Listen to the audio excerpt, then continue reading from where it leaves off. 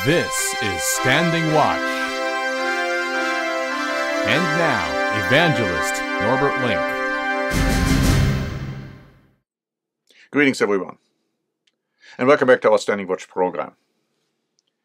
Interesting developments are taking place as we speak, indicating the soon coming Third Temple to be built in Jerusalem, as clearly prophesied in the Bible prior to Christ's return. So here's an article by I-24 News, dated May 17, saying the following. Chaim Dutan, an acclaimed architect who has won several international awards and also serves as a professor of architecture at leading institutes in China, recently became involved in the ambitious project of designing the third Jewish temple in Jerusalem.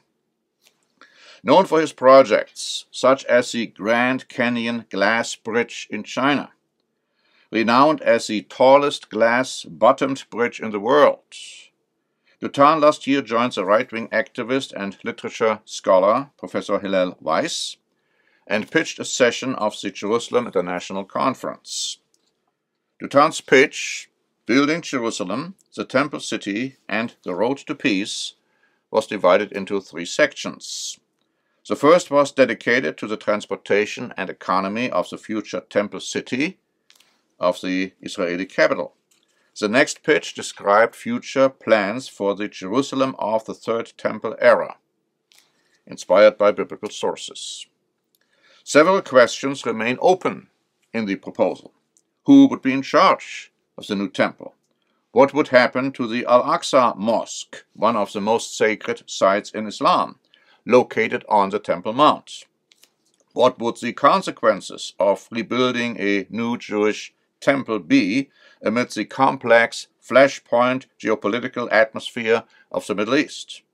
But then the article has this to say.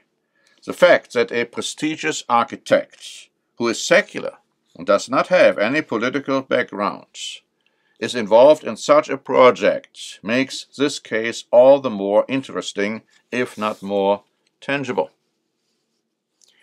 And then another interesting development occurred as Times of Israel described on May 21.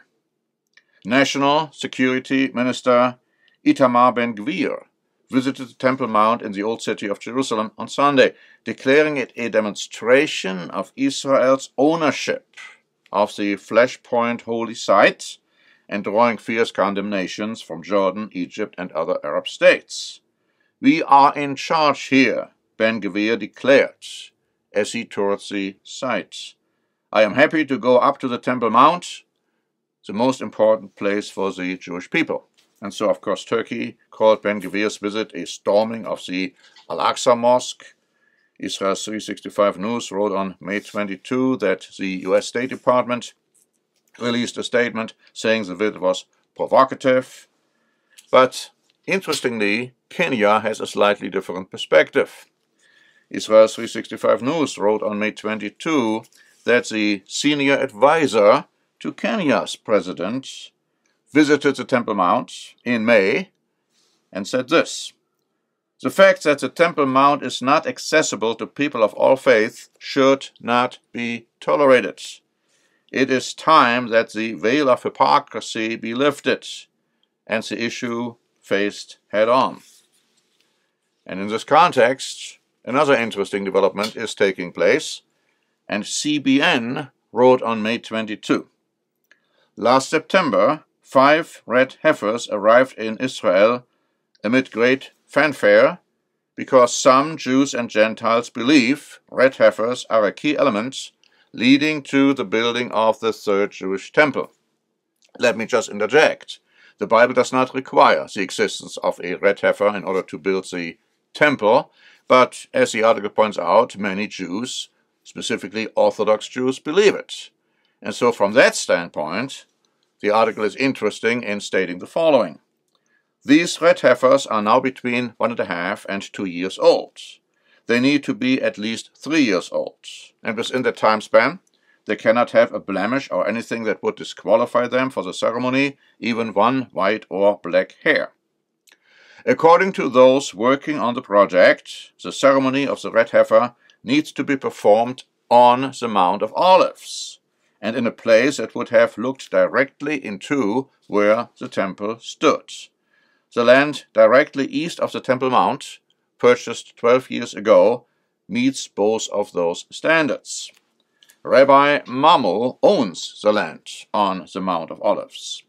He told CBN News, "We hope that in a year and a half from today, we can make here in this area the ceremony of the red heifer that actually will be the first step to the temple." He says the ceremony needs priests who have not been defiled by touching anything dead. The Temple Institute actually has 9 pure priests, he explained. And then he also said and recalled the writings of the Jewish sage Maimonides, who counted 9 red heifers from Moses to the time of the Second Temple.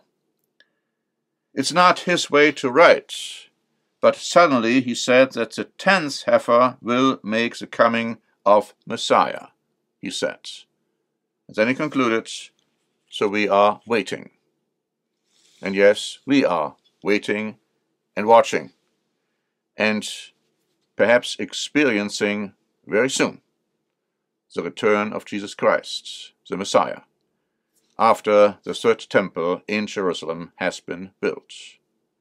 Thank you for listening. This is Norbert Link for the Standing Watch program. Standing Watch is a presentation by the Church of the Eternal God, P.O. Box 270519, San Diego, California 92198. More information is also available at our website, eternalgod.org.